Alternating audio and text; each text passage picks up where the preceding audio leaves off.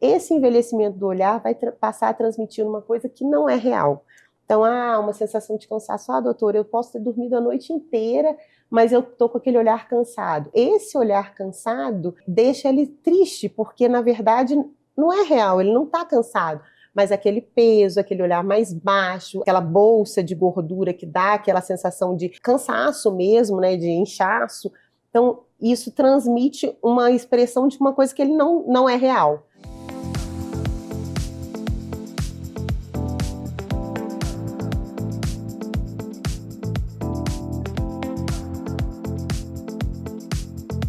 E antes de começar o episódio de hoje, eu quero apresentar e agradecer com muito carinho os nossos patrocinadores, que acreditaram nesse projeto desde o início e tornaram o consultório aberto ainda mais especial. A começar pela Cerrado Chic, uma loja que eu simplesmente amo.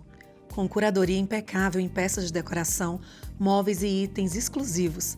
Foi a Cerrado Chic que assinou toda a ambientação do nosso cenário. Com bom gosto, originalidade e aquele toque que faz toda a diferença.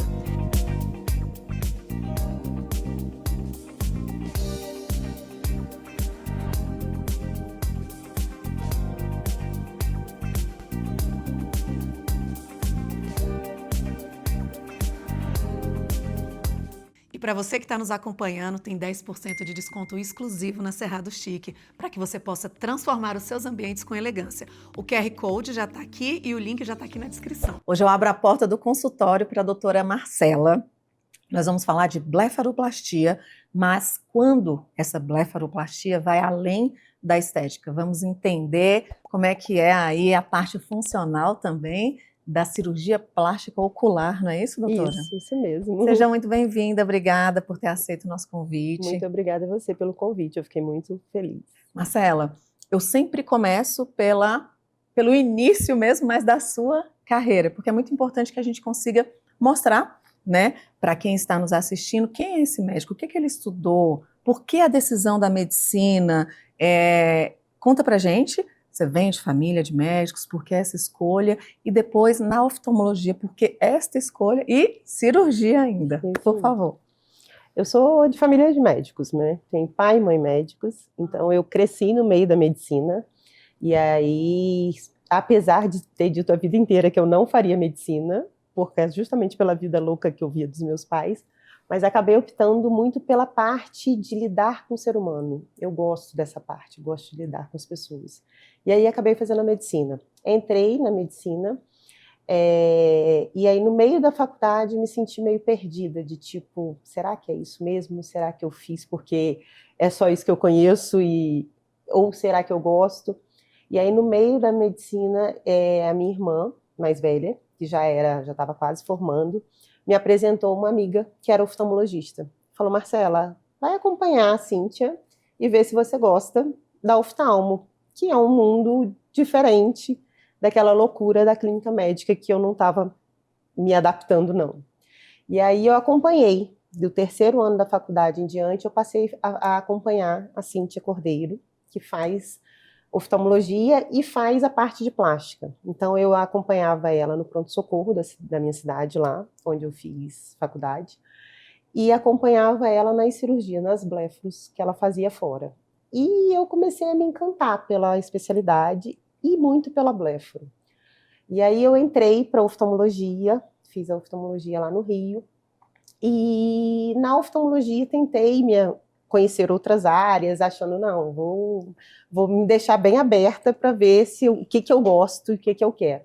Só que eu acho que eu já tinha sido picada pelo plástica, bichinho, pela plástica ocular. Então, assim, eu acabei me apaixonando, fui fazer a parte de plástica e não me arrependo em momento algum. Tenho um prazer enorme de fazer, gosto bastante da parte cirúrgica, sou muito cirúrgica, assim, gosto dessa área da cirurgia. Então, acho que a oftalmologia também foi uma escolha por isso, porque eu gosto da parte de ter a possibilidade de fazer cirurgia. E, com isso, eu me apaixonei pelo que eu faço. Você falou que também acabou estudando mais a parte estética. Você tem alguma outra especialidade? Tem alguma coisa que você associa porque você tem prêmios, né? Tem tudo isso. Conta um pouquinho pra gente. Na verdade, depois de muitos anos já fazendo a plástica, eu comecei a sentir uma necessidade de entregar mais. Me deixava um pouco frustrada, aqueles pacientes que já tinham um envelhecimento maior, e eu só melhorasse a parte dos olhos. Eu falava, não tá combinando, fica ali meio perdido, não dá o valor do que eu fiz no meio de um rosto que tá tão maltratado. E aí eu resolvi fazer a parte de estética, de medicina estética. Eu fiz uma pós-graduação no SBRAE, da medicina estética, e hoje eu trabalho associando a parte de plástico ocular, eu trabalho com a parte de estética facial. Então eu tento entregar para os meus pacientes um a mais, além da cirurgia. Então eu trabalho com algumas tecnologias que me dá essa possibilidade, trabalho com a toxina botulínica, trabalho com fio, com preenchedores, quando indicado, mas sempre visando uma melhora global, assim, uma melhora do paciente como um todo, para entregar um melhor resultado para ele. E é muito bom isso, né? Conseguir gerar harmonia, isso. Né, de um trabalho, faz todo sentido. Então, porque eu valorizo o que eu faço. Quando eu fazia só a parte cirúrgica, eu sentia que eu deixava meio perdido aquele trabalho ali no meio daquele rosto.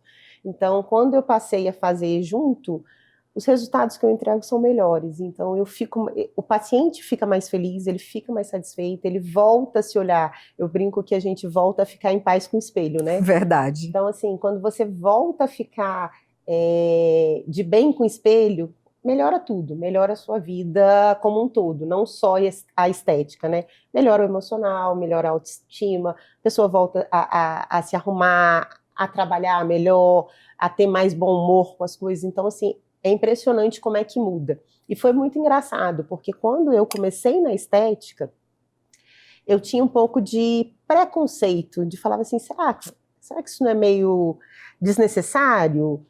Com tanta coisa de doença, né? Tão importante. Tão importante, será que a gente trabalhar com estética, será que isso não é meio exagero? E quando eu comecei a trabalhar com estética, eu fiquei encantada com a diferença que eu fazia na vida das pessoas. Outros, eu falei, gente, eu devolvo para o paciente, não é só a estética, eu devolvo para ele a alegria, a disposição, o querer se cuidar, a autoconfiança, o estar assim de bem com o mundo. Então, assim, é impressionante. O paciente volta para a gente com um sorriso no rosto, as mulheres com cabelo com corte diferente, maquiadas. Então, assim, você vê que você fez uma diferença naquela pessoa como um todo. E aí eu falei, nossa, é muito além. E isso não é desnecessário, isso não é futilidade. Isso é fundamental. Quer dizer, você tratar de uma autoestima, você melhorar uma autoestima, você ganha em todas as outras áreas da vida dela. Ela ganha saúde porque ela está de bem com ela.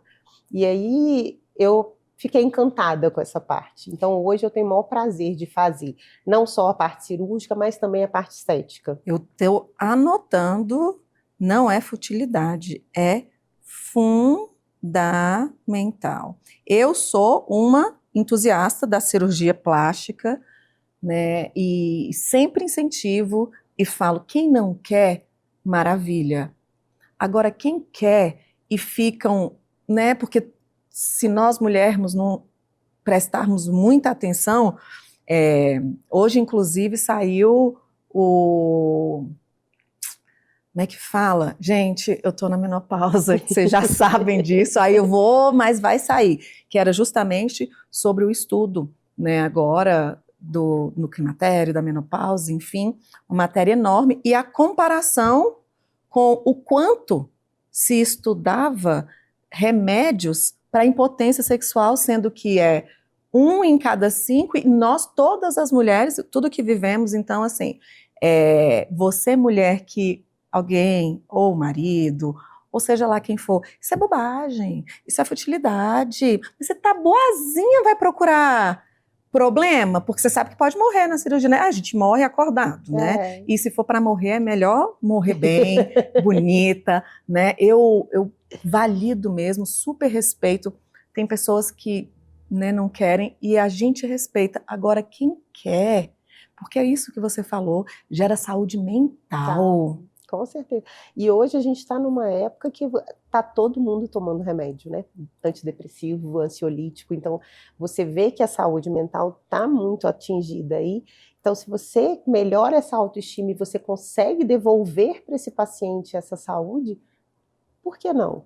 Claro, e outra, eu sou uma entusiasta de me parecer com a minha idade, Com certeza. né? Então, é só devolver, né, algo que a gente vai se enxergar de novo, Melhora. né? É muito importante Eu falo isso, eu brincava até com a minha mãe. Eu falo, mãe, hoje em dia a gente pode envelhecer de uma forma natural, de uma forma melhor, bem, né? A gente não precisa virar a Dona Benta, né? Aquela vovó de antigamente, de cabelo branco, toda velhinha, toda enrugadinha. Não, a gente consegue sim dar uma possibilidade de você envelhecer bem e feliz com o que você vê, com como você se vê, né? Então, eu acho muito legal, eu estou adorando trabalhar com essa parte.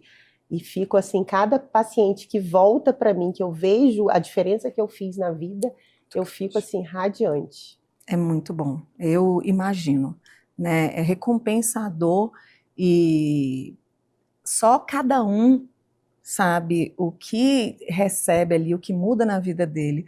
E para aumentar a sua felicidade aí com relação a essa recompensa, uma mulher que volta impactada, ela tem a família Ela vai impactada, impactar o trabalho, tudo ao né? redor. Quantas mulheres, né, fazem depois de cirurgia? Tem gente que fala, e o que você vê acontecendo?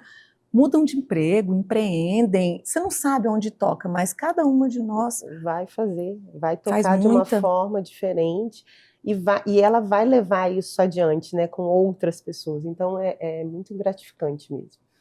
O olhar é uma das primeiras coisas, né, que as pessoas veem. Então, partindo aí agora para plástica ocular, como acontece esse envelhecimento nessa área? O que acontece? O olho, ele pisca muito, a gente pisca milhares de vezes ao longo do dia. E a pele dessa região é uma pele muito fina, muito fininha. Então, com isso, vai causar um envelhecimento mais rápido do que outros lugares que são mais estáticos, né?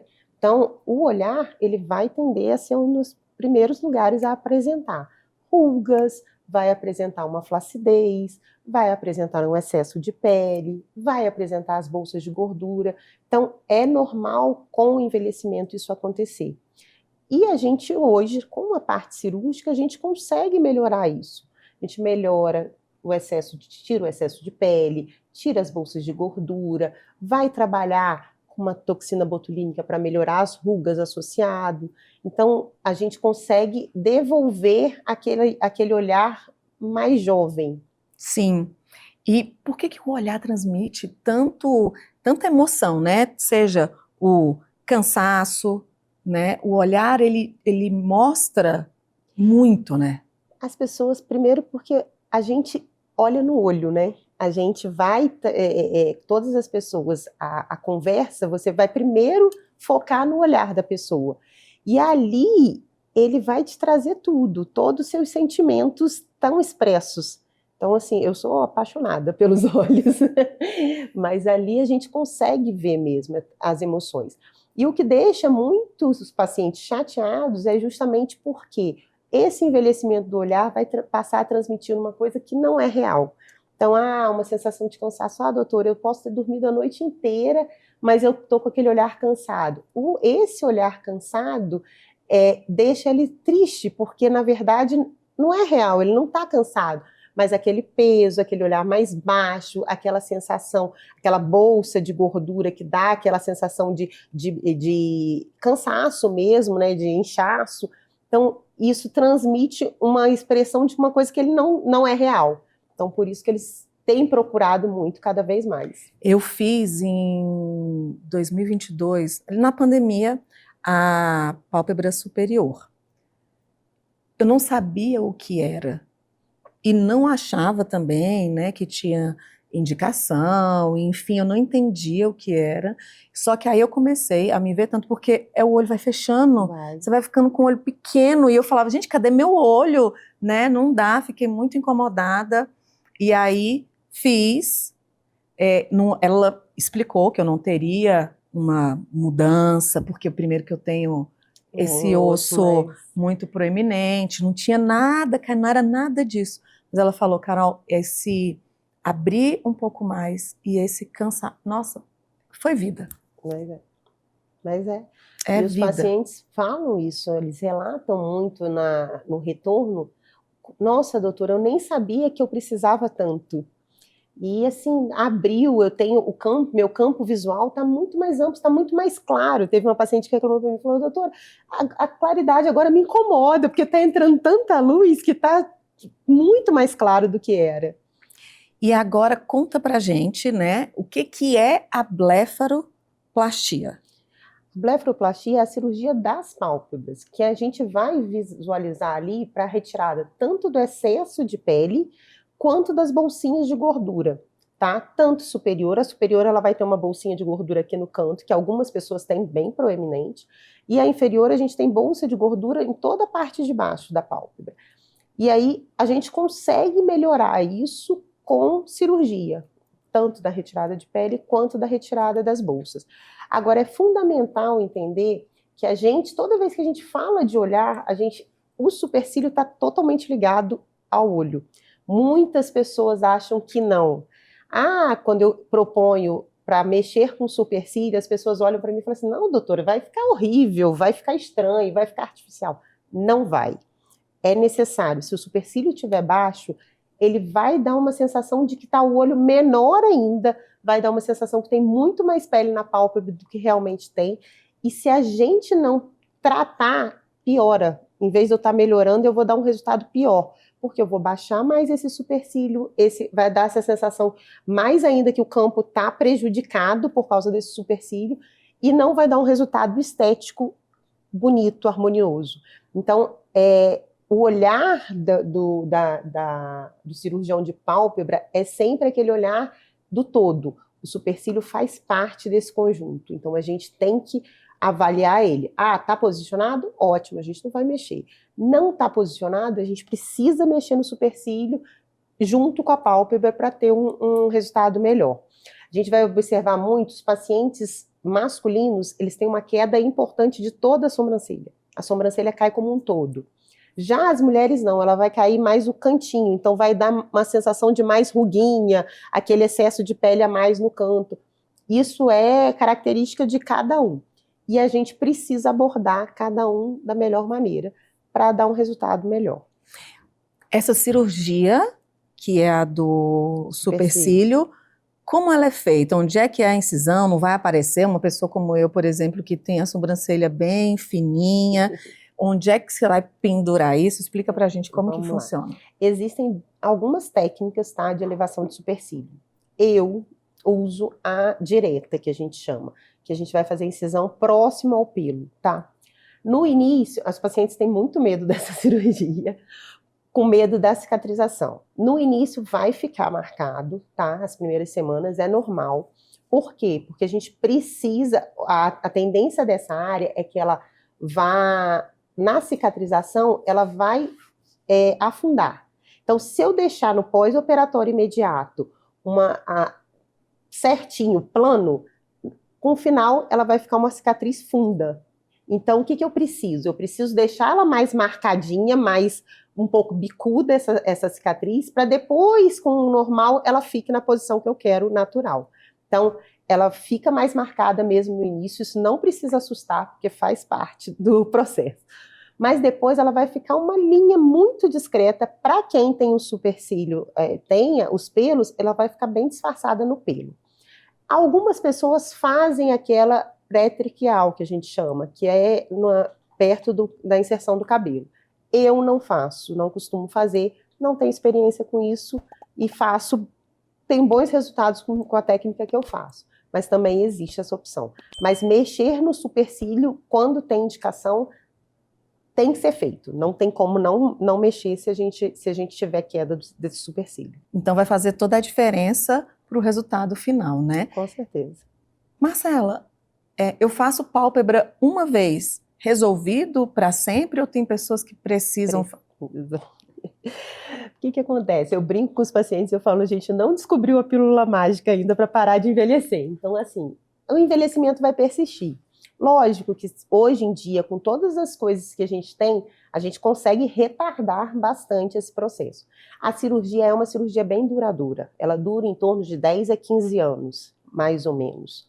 Lógico que individual de cada um, mas ela dura essa média. Mas pode ser necessário fazer de novo lá na frente. Então, ali após...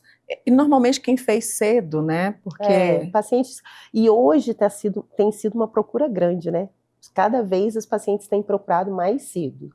Acho muito até pela exposição de internet, de fotos, de vídeos. Então, assim, esse cuidado com a imagem está maior agora, né? Então, as pessoas têm vindo procurar mais cedo. E os homens têm vindo procurar muito também. Isso foi uma coisa que mudou dos últimos anos para cá. Eu tenho tido muito mais procura masculina do que tinha antigamente. Uau!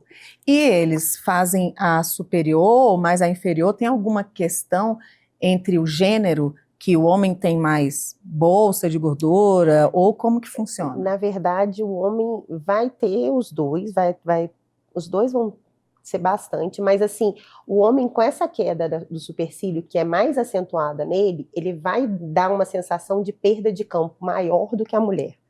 Então, mas ele costuma procurar mais tarde também. A mulher vai procurar logo no início, por quê? Porque começa a atrapalhar a maquiagem, começa a incomodar mais, a mulher se cuida mais, é mais vaidosa. O homem vai procurar um pouco mais tarde, com aquela sensação de que está perdendo o campo de visão, está atrapalhando o campo de visão dele, né? Do que a mulher. A mulher não, a mulher costuma procurar antes.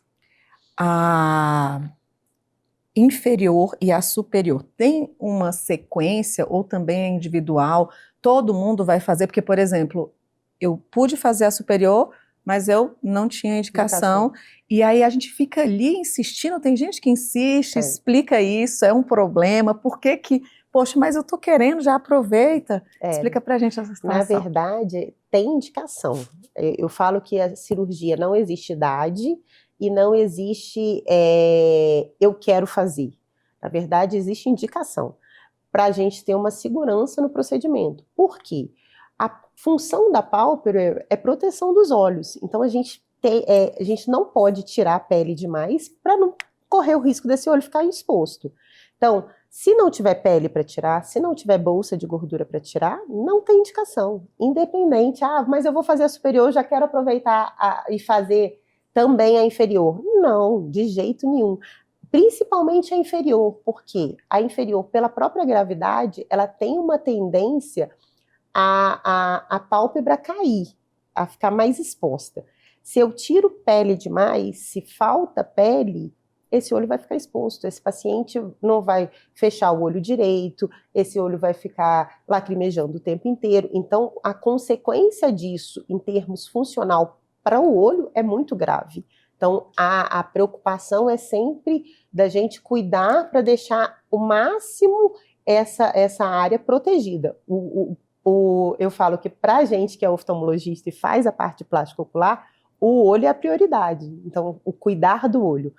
Então, e aí na pálpebra inferior a gente sempre vai perceber isso. O paciente às vezes acha que vou ficar lisinho, não vai sobrar pele nenhuma. Vai sobrar pele, precisa sobrar pele na pálpebra inferior. Por quê? Você abre a boca, você olha para cima, e se faltar pele, você não vai conseguir fazer esses movimentos.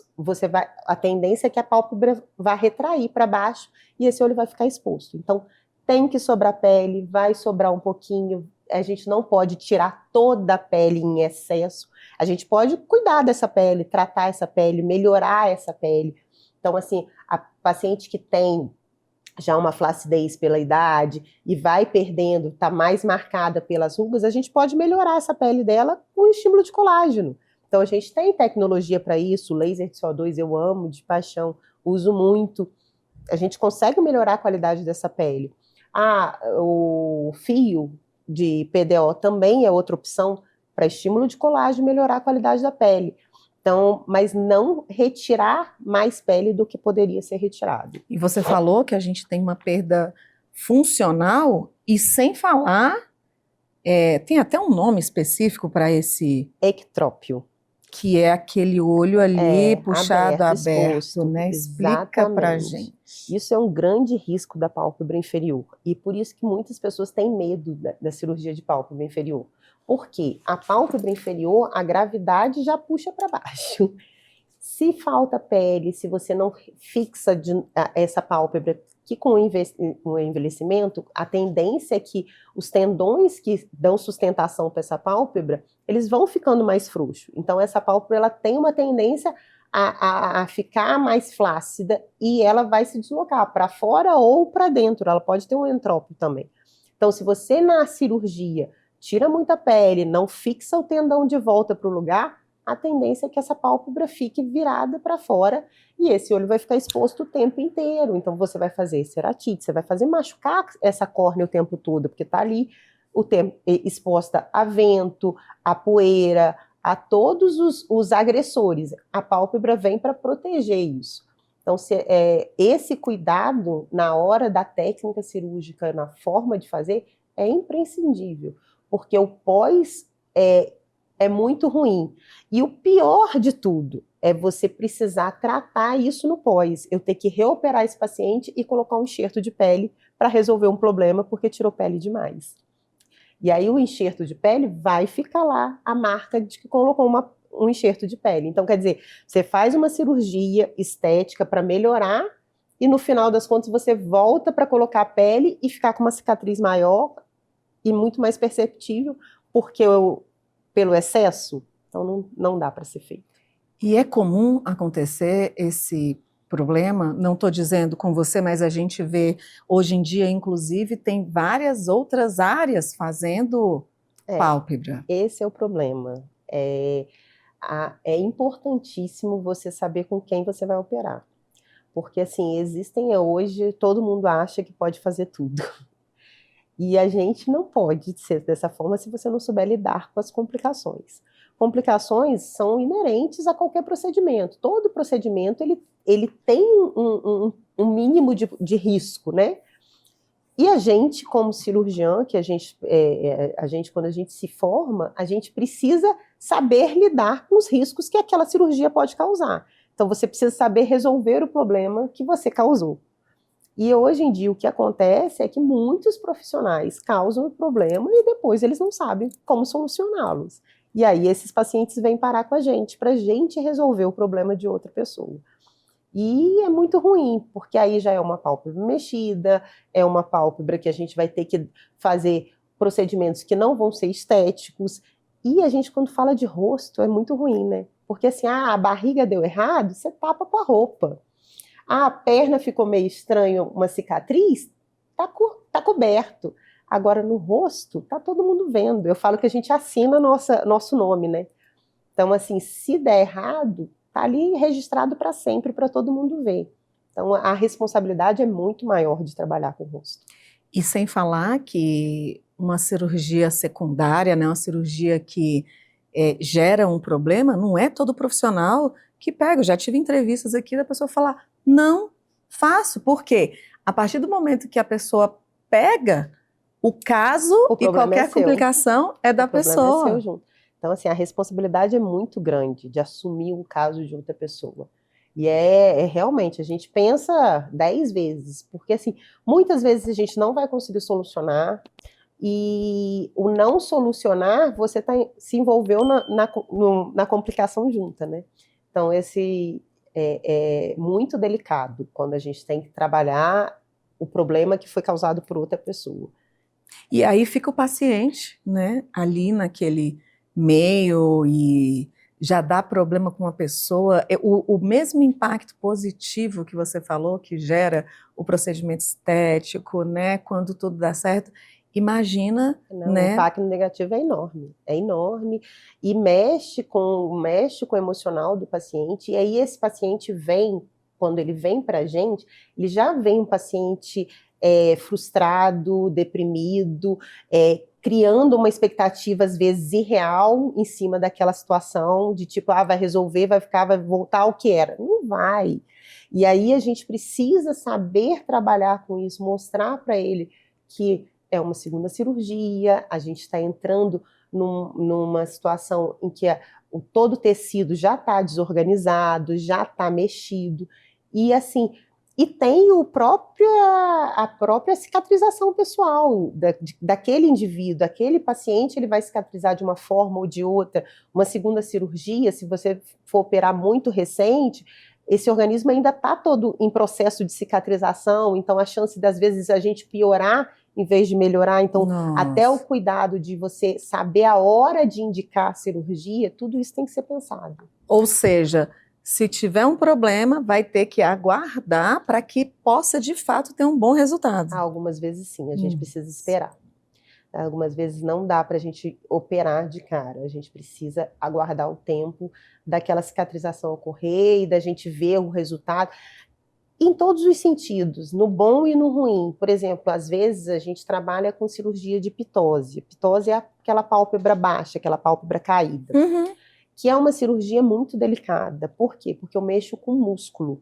E aí eu dependo de resposta desse músculo. Nem sempre esse músculo ele vai responder o que eu estou esperando que ele responda. Então, algumas vezes, fica uma posição um pouco mais baixa do que eu gostaria e tudo. E aí os pacientes muitas vezes querem abordar imediatamente. E aí a gente vai aprendendo, eu falo que depois de uma certa idade a gente vai aprendendo que paciência às vezes não, na maioria das vezes é a melhor opção. Então, assim, você saber aguardar, esperar aquilo ali resolver, muitas vezes não é que ela está mais baixa, que você não resolveu, é só o processo de cicatrização, é o inchaço pela cirurgia, aquele edema ali ainda está resolvendo. Então, às vezes o paciente volta 1 mês e meio, 2 meses depois, você vai olhar, a pálpebra está na posição que a gente queria, era só aguardar. Então, até saber trabalhar essa ansiedade timing, do paciente é importantíssimo. Com certeza. E é muito importante que vocês entendam mais de, como eu sempre relato, 160 médicos passaram por aqui, profissionais da saúde que têm conselho, como psicólogos, fisioterapeutas, né? Tivemos enfermeiros. É muito importante que você seja o responsável pelo que vai acontecer, até porque o sofrimento vai ser em você, né? E tem gente, já ouvi pessoas falarem, mas poxa, como é que aquele médico não quis, não pegou a cirurgia para fazer?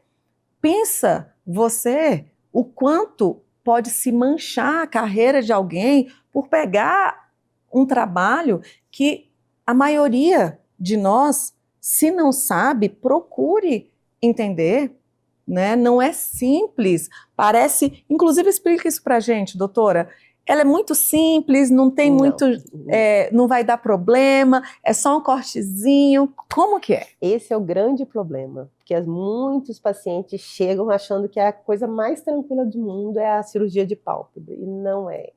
É uma cirurgia, é um procedimento que tem suas particularidades, tem um cuidado muito grande. A gente mexe numa área que tem músculos, que tem outras estruturas muito nobres, e a gente precisa saber aonde a gente está mexendo, até para a gente não estar causando um risco maior. Então, assim, existe riscos para a blefaro? Existe. O mais grave de todos é a cegueira.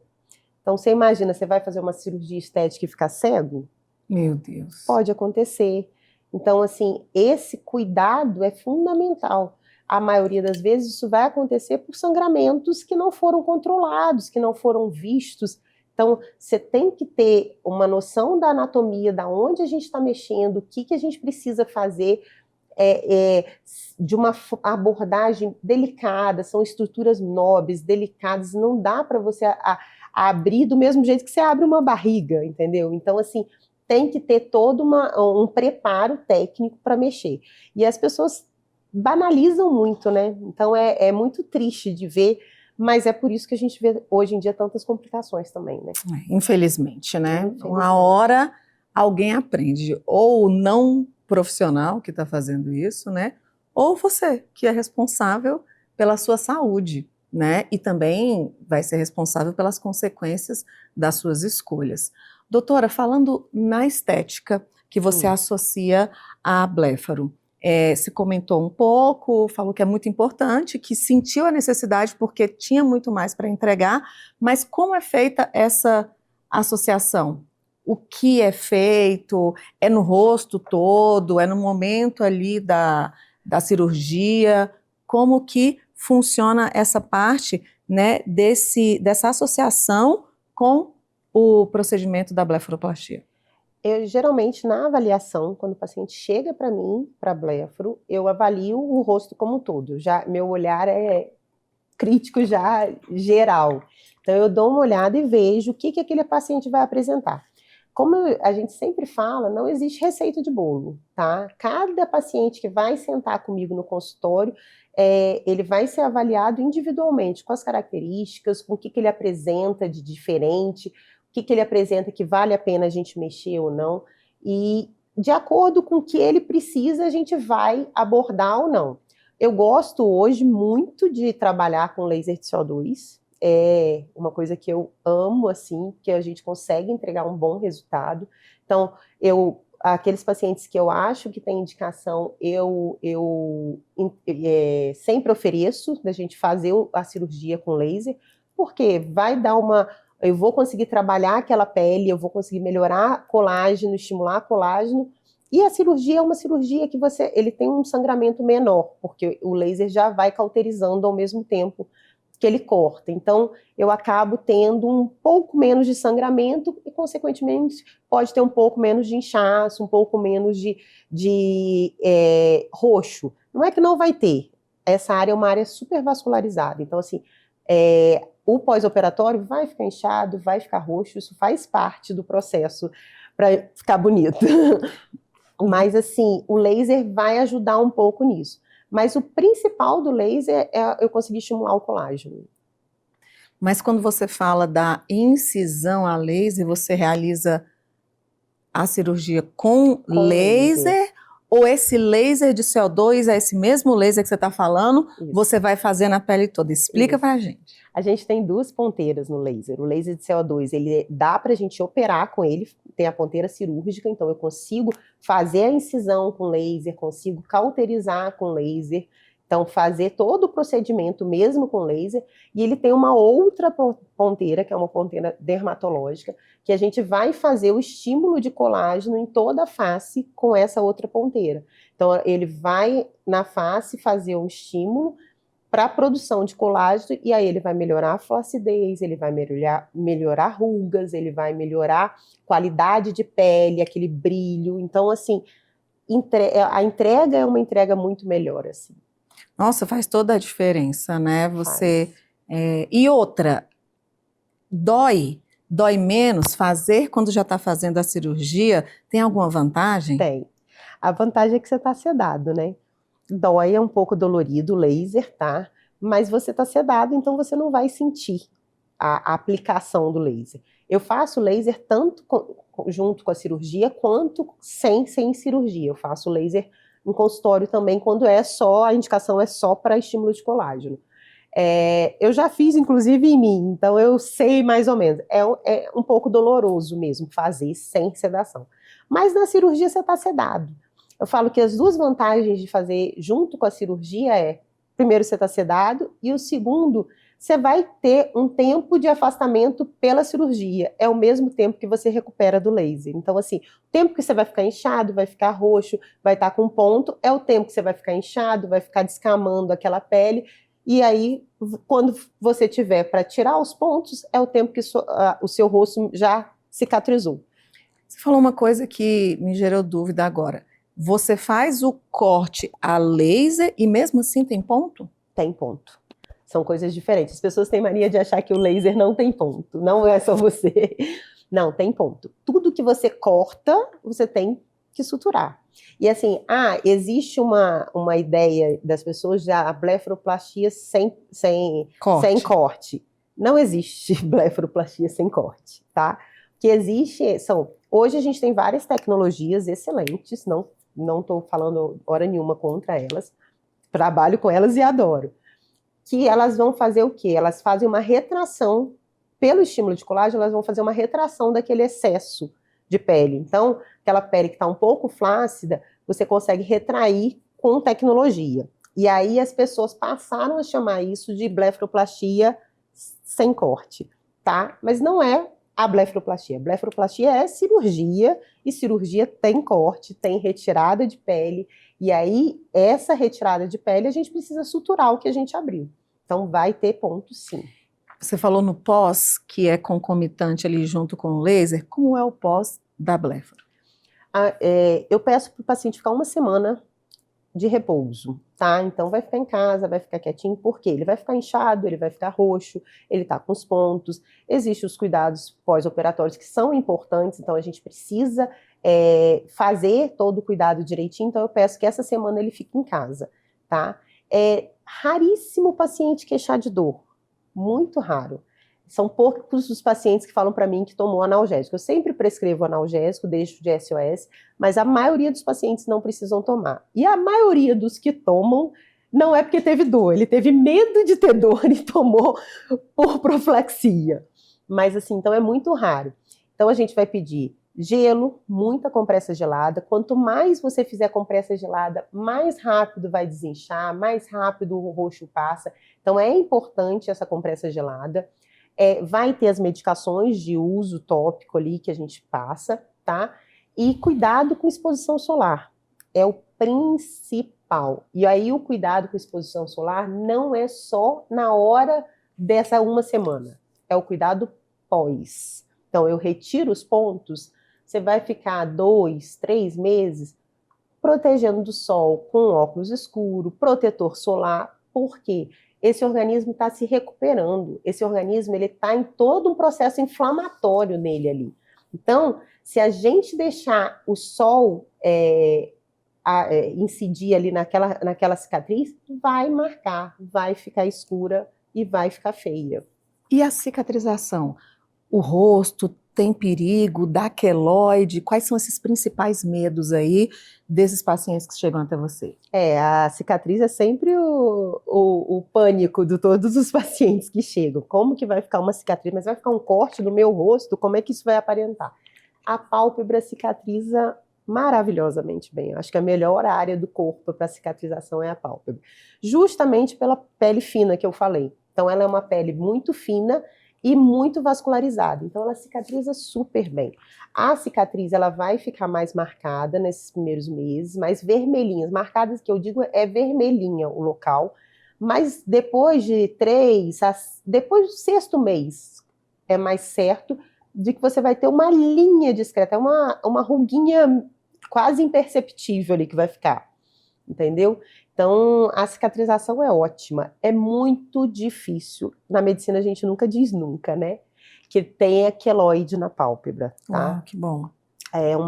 Você pode ter algumas cicatrizes que elas começam a querer ficar um pouco mais proeminentes assim, mas a gente já entra tratando. Assim que eu percebo que tá estranho, eu já entro tratando justamente para evitar que a gente tenha qualquer problema com cicatriz.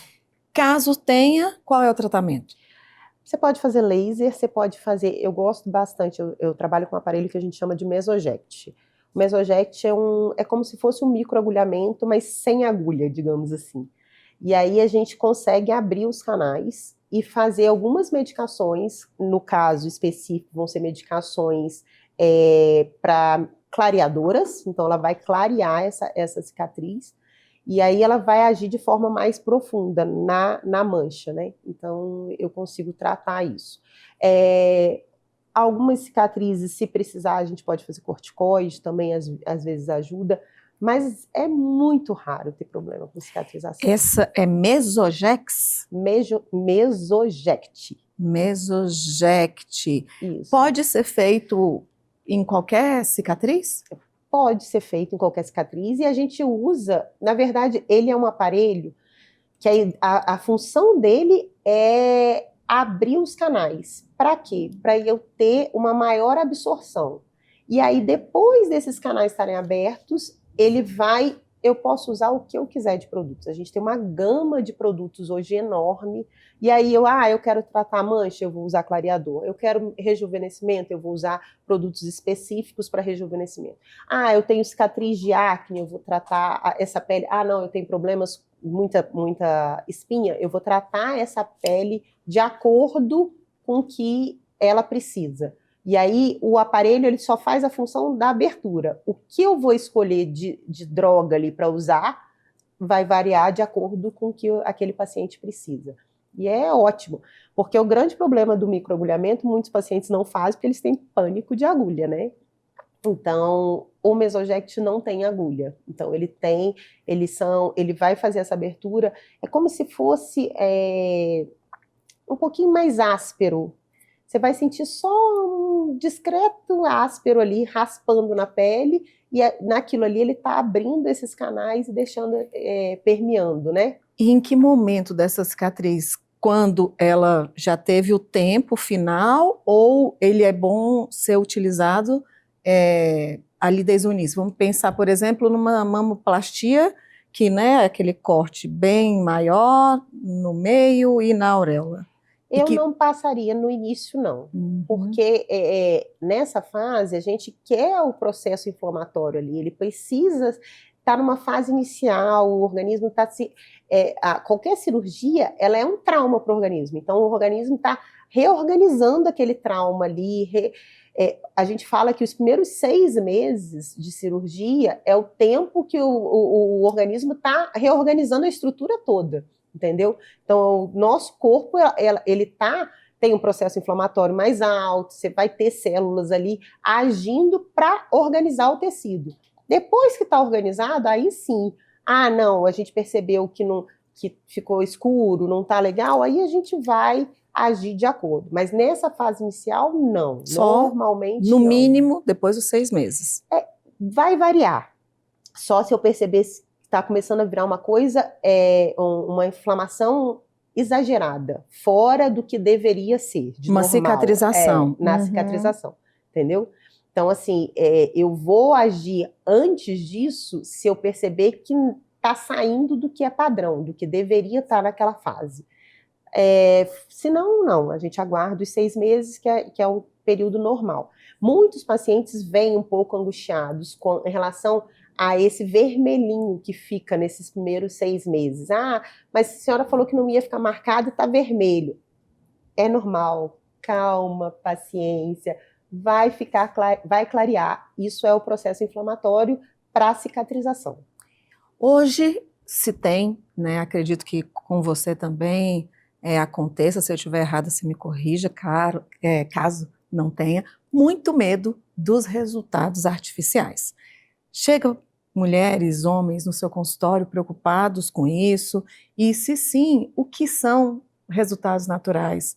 Como conseguir isso? O que define um bom resultado na sua cirurgia ou até em outras práticas que você realiza?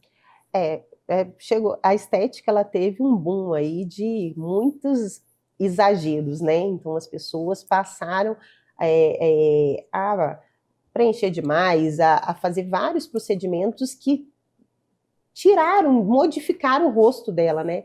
Então, assim, você olhava uma pessoa, você não via mais as características naturais dela. E eu não gosto disso, então eu tenho muito cuidado de tentar manter o máximo das características. Eu quero melhorar você, a sua face, o seu olhar, com as suas características. Eu não vou mudar, eu quero o olhar de outra pessoa. Não tem como, isso não existe, tá? Então a gente vai tratar o paciente, a gente vai melhorar as características individuais dele. E assim, hoje em dia a gente tem o cuidado de não retirar demais, de não preencher tanto como se preenchia antigamente, de buscar mais você estimular o colágeno do que você modificar as características, né? Mas ainda existe aqueles pacientes que querem coisas irreais, né? Então isso a gente também precisa orientar bastante o paciente sobre expectativas e realidades, né?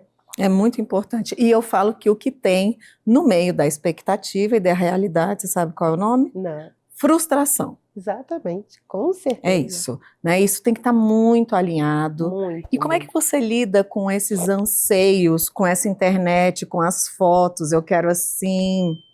é difícil, porque hoje em dia, com os filtros que a gente estava falando mais cedo, né, as pessoas estão com um padrão que é irreal, né? Não existe aquilo, ninguém vai ser daquele jeito, né? Então a gente precisa conversar muito e orientar que, assim, ou você faz o paciente perceber o que é possível, o que é real, ou eu contraindico. Eu digo, não, isso eu não opero, isso eu não faço, desse jeito eu não faço. É melhor o dizer o não do que depois, lá na frente, você ter essa frustração e lidar com essa frustração desse paciente. Tem algum erro crucial que acontece quando o paciente já fez ou antes de fazer a blefaro ou no pós-operatório que você identifica, olha, isso aqui foi avisado, tem algo que esse paciente específico faz? Não, uma coisa que é importante, que a gente fala que tem que ter muito cuidado, a exposição solar, para mim, é uma coisa fundamental. Se você não está disposto a se cuidar, a se proteger, a fazer seguir as recomendações, Não faça. Não faça. Não faça, porque assim, metade do resultado é meu, metade é seu. A responsabilidade é dos dois. Então, assim, tão importante quanto uma boa cirurgia, com uma boa técnica, com uma boa indicação, é importante, quanto também é importante que o paciente siga as orientações que a gente dá para ele. O que na prática, Marcela, é essa abordagem global do paciente para você? A abordagem global é o olhar o paciente como um todo mesmo. Então, eu vou olhar a saúde dele, eu vou olhar a face dele como um todo, em termos de envelhecimento ou não. Eu vou olhar para o psicológico dele, para o emocional. Esse paciente, ele está com condição de ser operado? Ele está com uma expectativa a respeito de resolver outros problemas com a cirurgia? Uma vez eu tive uma paciente que veio, sentou no consultório, muito depressiva, muito para baixo, e aí conversa vai, conversa vem, ela falou para mim, doutora, eu acabei de me separar e meu marido me trocou, e eu quero ficar ótima, linda. Não é hora de operar. Nesse momento não é. Não que ela não vá ter indicação lá na frente, mas a expectativa dela é resolver o casamento que acabou. Eu não consigo fazer esse milagre. Pálpebra nenhuma vai fazer isso. Nenhuma cirurgia de pálpebra vai resolver. Eu costumo falar que todos os profissionais, independente, né, do médico, pode ser o cabeleireiro. A mulher chegou, quer mudar, corta, pergunta, analisa, vê o que emocionalmente está por ali, porque essa necessidade de mudança, ela tem que ser muito bem identificada, porque justamente se o motivo é outro, a mulher vai lá, vai fazer plástica, vai ficar ali, não vai conseguir aquela pessoa, então o que ela deseja, né, de fato, é uma linha muito tênue para gerar muitos problemas, e eu chego a afirmar que o profissional que pensa somente, né, no bolso mesmo, que faz essa medicina mercantilizada aí, vai pesar no seu bolso. E não dá para ficar aguardando também a ética de ninguém, gente. Vai cuidar da sua cabeça, tá num término, tá numa situação, não é hora, não adianta. E sofrimento acontece, problemas acontecem, a gente vai querer situações mirabolantes para poder solucionar, mas entenda, tudo tem seu tempo, é tão importante você cuidar de você e esperar o tempo de cura também das coisas, né? Com certeza. Então, assim, eu costumo ter muito esse cuidado de olhar o paciente como um todo. Então, assim, a forma com que ele entra na minha sala, a expectativa, o sorriso, a resposta, é um diálogo. Então, assim, se eu proponho uma coisa e eu não vejo que esse paciente se empolgou com aquilo, por que eu vou fazer, né? Aonde que eu vou? O que eu vou? Eu não vou. Uma vez o paciente virou para mim e falou assim, falei, o que eu posso te ajudar? O que está te incomodando? Nada. Se não tem nada incomodando, o que eu vou mexer? É estético, é uma coisa que não precisa ser feito, não tem urgência de ser feito. Se o paciente não quer, se o paciente não tem interesse, se o paciente não está incomodado, não vai ser eu que vou virar para ele e falar, não, você tem que operar. De jeito nenhum. Gerar uma necessidade onde ali não tem. De jeito nenhum. Então, assim, a gente tem que trabalhar como um todo mesmo. Você pretende lançar cursos? Tem algum projeto aí para frente de tutoriar, de ensinar? Conta pra gente o que o futuro aí reserva. Na verdade, não existe ainda um projeto, mas talvez um sonho, quem sabe, um dia. Eu hoje trabalho no hospital de base, então eu trabalho com residentes. E voltar a trabalhar, a ensinar, tem despertado algumas partes que estavam quietas. Então, assim, tem me feito pensar. Talvez um dia venha, assim, a querer fazer alguma coisa de curso, de poder passar adiante, né? Justamente é isso. O que você tem a ensinar para esses profissionais que você vê hoje se formando, né? O que de fato, além da técnica, né? O que você ensinaria? Eu acho assim, a medicina virou muito mercantilizada, como você falou, né? E eu acho que a gente precisa resgatar a parte humana dela. A medicina é uma profissão linda, linda. E você lida com o ser humano. Então a gente precisa cuidar do ser humano e não da doença. E não olhar para aquilo como só para ganhar dinheiro. Então eu acho que a gente precisa ter o carinho, o cuidado, a atenção com o paciente como se fosse um parente seu, como se fosse você ali do outro lado. Então, eu acho que a gente precisa resgatar isso. As pessoas passaram a fazer as coisas. A gente vive num mundo muito de correria, né? As coisas muito no automático, e as pessoas pararam de se preocupar com o outro, de olhar para o outro como um ser humano. Exato, eu então, concordo. Eu acho que isso é uma coisa que eu tento todo dia, hoje em dia lidando com residente e com os meus filhos. Eu tenho 2 filhos pequenos e eu tento passar muito isso para eles. Olha, calma, o que essa pessoa tem? Ele não é uma doença, ele é uma pessoa. E ele está passando por algum problema, alguma situação, alguma coisa que ele precisa de você. E aí a gente precisa olhar, mais uma vez, como um todo. E é justamente, né, pegando o gancho na fala da doutora, que o profissional que a gente busca aqui é justamente esse. Então, além da pesquisa que a gente faz no CRM ou no conselho desse profissional, eu sempre peço a indicação de um profissional que veio, que compreendeu, porque você está ali no dia a dia, você conhece os seus colegas.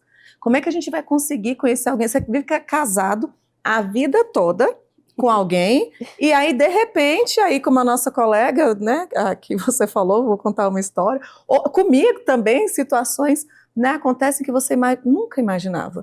Imagina um profissional, o quanto é importante a indicação. Imagina a indicação de outro médico. Então, eu sempre falo, eu preciso que, para que a gente continue esse projeto, que você indique esses profissionais responsáveis, que têm reputação e que respeitam o outro, né, de fato. Porque você já pensou se tivesse indicação da ex, mas não tem. Agora do médico a gente pode fazer. Inclusive, eu acredito plenamente que durante, né, a vida a gente vai evoluindo em algumas coisas, aí você vai vendo isso na internet, são tantas práticas, né? Ah, você está num novo relacionamento, o passado não importa. Importa. É aprendizado, né? Importa. Então vá atrás do passado do seu médico, vá atrás do passado, seja de quem for, porque, gente, né, a mágica não acontece. Não. E é aquela coisa de você falar, não, comigo não vai acontecer, comigo vai ser diferente, não se iluda. Não se iluda. Não se iluda. Creia nisso. A gente está indo para os quadros finais, foi maravilhoso mesmo, amei. E muito legal esse olhar, a gente ouve, né, muito a palavra humanização, e as pessoas pensam que humanizar e tratar bem, cafezinho e chocolate na recepção. Então, é entender do humano, né? Foi isso que você trouxe, quando a gente chega a olhar até essa questão da saúde mental do outro. Isso é muito importante, sabe? Tenho certeza que tem se repercutido positivamente aí para você.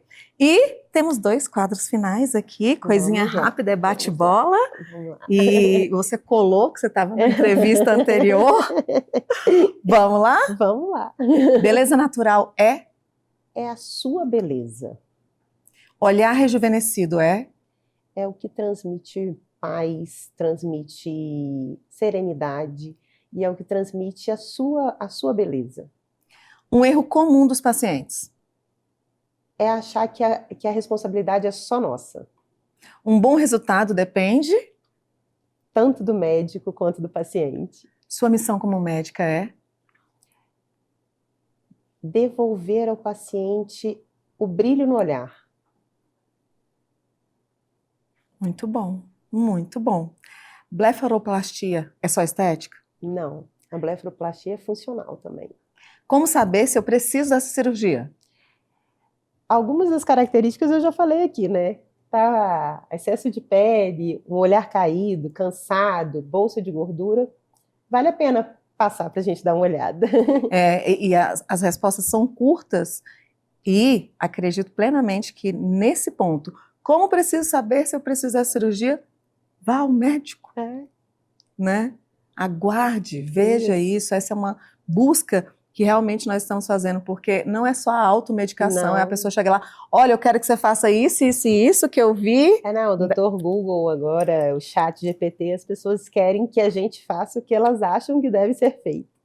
Doutora, uma dica, né? Eu sei que vocês dão muitos anos para dar dica, mas uma lição, uma instrução, uma informação para quem quer ir aí cuidando do olhar, tem como retardar, creme para a área dos olhos é diferente mesmo da pele, é necessário, o que fazer? Sim, o tratamento da área dos olhos é importante que seja feita uso de produtos próprios para essa área, é uma pele mais fina, mais sensível, então o cuidado do skincare, tem que ter um cuidado com o skincare na área ocular também, tá? E exposição solar é uma coisa que a gente precisa cuidar, hoje acho que a gente tem mais cuidados com isso, mas é importante protetor solar, uso de óculos escuros, uso de chapéu, boné em casos onde vá para a praia, tudo isso ajuda a retardar esse envelhecimento dessa área. E cuidados importantes em relação a, principalmente as mulheres, as maquiagens, né? Qualidade de maquiagem, maquiagens que estejam dentro de prazo de validade, tudo isso é importante também para a gente não acabar lesando essa área, essa região. Nossa, eu uso maquiagem fora do prazo, viu? Mas você fala que pode dar alergia ou tem algo que... Pode dar alergia. Né? Mas só é isso, né? Nada de... Não, tem que só tomar um cuidado aí para você não acabar não fazendo uma reação alérgica. E as alergias, como a gente estava falando anteriormente, esse inchaço dessa região, uma área que já é uma pele muito fininha, ela acaba fazendo com que você desenvolva mais rápido o excesso de pele, né? Muito bom, muito, muito bom. Amei, gostou de ter vindo? Amei, foi ótimo. Muito obrigada, foi mesmo, obrigada, viu? E espero que você também tenha gostado aí mais uma profissional para que você possa escolher, decidir agora com base, né, no que ela trouxe e também em quem ela é, qual será o profissional para fazer a sua cirurgia. Como sempre, eu vou deixar aqui na descrição como encontrar a doutora, toda a qualificação dela e para você. Até o próximo consultório aberto.